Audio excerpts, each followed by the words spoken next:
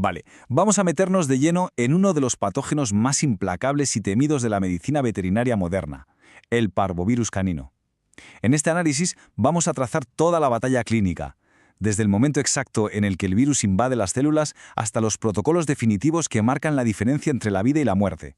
Es una carrera contrarreloj fascinante, así que vamos al lío. Empecemos con una estadística que francamente pone los pelos de punta. Un 9%. Esa es la tasa de supervivencia para los perros que se quedan sin tratamiento. Es un dato durísimo, ¿verdad? Demuestra de forma clarísima el inmenso riesgo de vida o muerte que tiene esta enfermedad, que además es tremendamente contagiosa.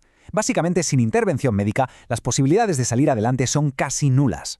Pero ojo, porque aquí viene el giro radical. Pasamos de ese triste 9% a una tasa de supervivencia de hasta el 95%. Es un salto brutal. ¿Y cómo se consigue? Pues exclusivamente con una intervención veterinaria rápida y súper precisa. Es la prueba definitiva de que aunque el patógeno es una auténtica máquina letal, la medicina basada en la evidencia tiene las herramientas para plantarle cara y ganar la batalla. Si rastreamos a este invasor a lo largo del tiempo, vemos que evoluciona a una velocidad de vértigo. Todo arranca en el año 1967 con el descubrimiento del CPV1, que en ese momento no presentaba síntomas. Pero la cosa se complica rapidísimo en el 78, cuando aparece el CPV2, ya con síntomas clínicos, desatando una pandemia mundial devastadora en los años 80, porque claro, los perros no tenían inmunidad natural. Y la cosa no acaba ahí. En la década de los 2000 ya teníamos la variante CPV2C, mutando. Es como intentar darle a un blanco en constante movimiento. Para entender por qué es tan grave, tenemos que mirar qué hace el virus por dentro. Este patógeno ejecuta un ataque táctico directo a las células que se dividen más rápido. Estamos hablando de los órganos linfáticos, la médula ósea y, sobre todo, las criptas intestinales, que son vitales para absorber nutrientes. Al atacar ahí, el virus detiene por completo la división celular y provoca una muerte masiva de las células. Es decir, hace colapsar las defensas y el sistema digestivo del animal desde dentro hacia afuera, literalmente. Y hay un dato súper curioso, y es que el riesgo no se reparte por igual en el mundo canino. Fijémonos en que razas puras como los Rottweilers, los Pitbulls, los Dobermans, los Labradores y los Pastores alemanes tienen de partida un pronóstico mucho peor si se infectan. Hay un componente genético fortísimo en la susceptibilidad al virus que, por desgracia, complica bastante las posibilidades de recuperación en estas razas concretas. Claro, ver a los pacientes reales nos baja de golpe a la tierra, pasando de los datos fríos a una realidad que parte el alma. Aquí vemos a cachorros súper jóvenes y vulnerables sufriendo los embates del virus. Vómitos, diarrea hemorrágica, un letargo absoluto y una deshidratación extrema. Es la imagen más cruda del daño que hace este invasor mucho antes de que el sistema inmunitario del animal tenga la más mínima oportunidad de formarse y defenderse. Y aquí llegamos a un punto crítico de la enfermedad. La reacción en cadena secundaria. El virus se encarga de destrozar la barrera protectora del intestino, ¿vale? Al romper esa pared, deja la puerta abierta de par en par para que las endotoxinas de bacterias gram negativas inunden el torrente sanguíneo. Esto desencadena una respuesta inflamatoria sistémica brutal, lo que en medicina se conoce como SIRS. Así que el problema principal escala rapidísimo y se convierte en una sepsis bacteriana, que pone en jaque todo el organismo. Entonces, ¿cómo manejan los veterinarios todo este caos biológico? Pues utilizando este sistema de puntuación para medir la gravedad de la crisis. Es un método clínico súper metódico, que cruza síntomas físicos visibles, como el estado de las heces y el nivel de depresión o deshidratación, con datos internos, como el recuento de leucocitos en sangre. Esto permite evaluar al paciente de forma totalmente objetiva y anticiparse al shock hipovolémico, que es esa bajada de tensión letal cuando el cuerpo pierde demasiados líquidos. Y hablando de datos, la sangre no miente. Aquí vemos muy claro que si el recuento de leucocitos se desploma por debajo de las 1000 células por microlitro, el pronóstico es fatal y crítico a corto plazo. En cambio, si esos números rebotan y logran superar las 4500 células, las probabilidades de supervivencia se disparan por las nubes. Al final, la sangre es como un espejo perfecto de la batalla a vida o muerte que se está librando por dentro. A la hora de dar un diagnóstico firme, las clínicas se enfrentan a un buen dilema. Por un lado, los test rápidos de anticuerpos tipo ELISA en heces son rapidísimos, pero tienen un problema enorme.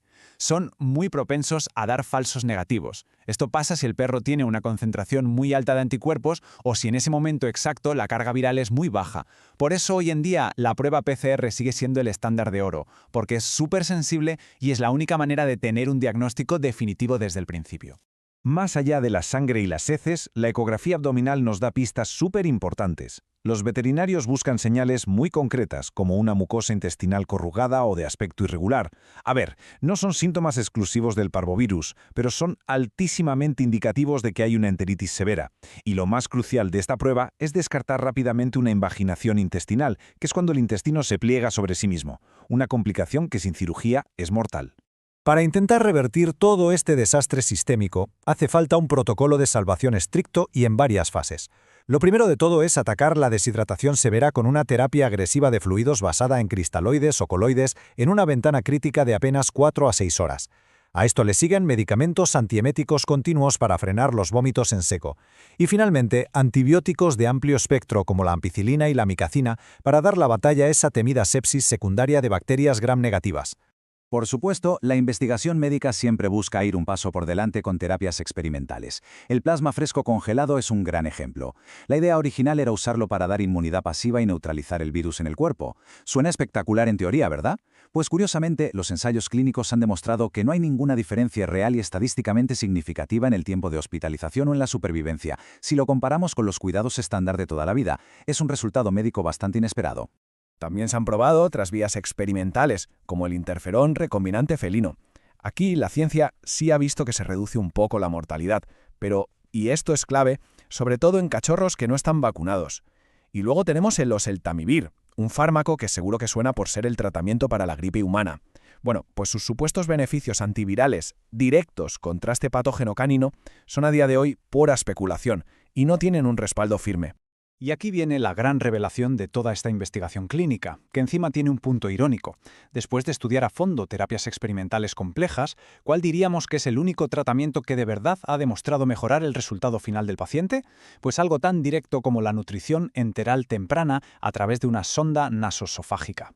Tal cual, mantener el intestino alimentado y funcionando resulta ser, con diferencia, el mejor escudo clínico posible. Pero no nos engañemos, la victoria real ante este patógeno se consigue evitando que el perro enferme.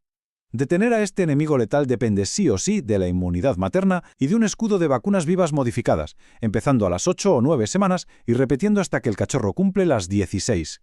Y ojo, todo esto debe ir de la mano de una desinfección ambiental con exposición prolongada a lejía, porque recordemos que el virus es tan resistente que puede sobrevivir en el entorno durante muchísimo tiempo.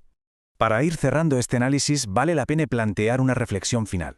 Hemos visto que el virus tiene un historial de mutación imparable a nivel global y una resistencia ambiental brutal. Entonces, la gran pregunta es, ¿cómo va a afectar al futuro de la inmunidad de grupo esta especie de carrera armamentística constante entre la evolución del virus y los avances de la ciencia veterinaria? Es un desafío gigante que la comunidad científica no puede perder de vista. Muchas gracias por acompañar a esta exploración médica y hasta la próxima.